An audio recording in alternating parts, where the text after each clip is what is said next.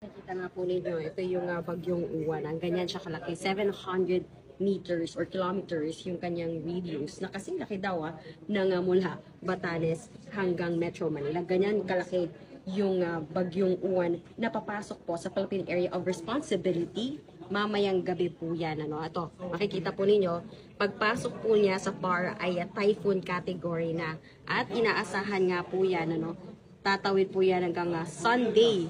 Pagpasok po ng Sunday ng umaga, doon po siya itataas agad sa super typhoon category. Ganun po kalakas. Ito nga, inaasahan nga natin nga bagyong uwan. Hindi pa raw ito mararamdaman na yung pag-ulan nga.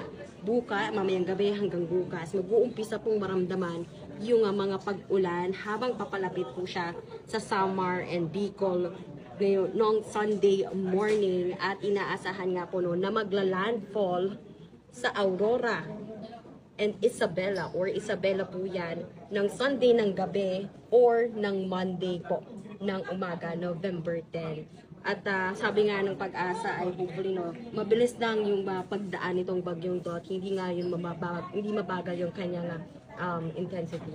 So yan po yung asahan natin at nagbabala na rin po yung Pag-asa sa sobrang lawak po nitong bagyong to.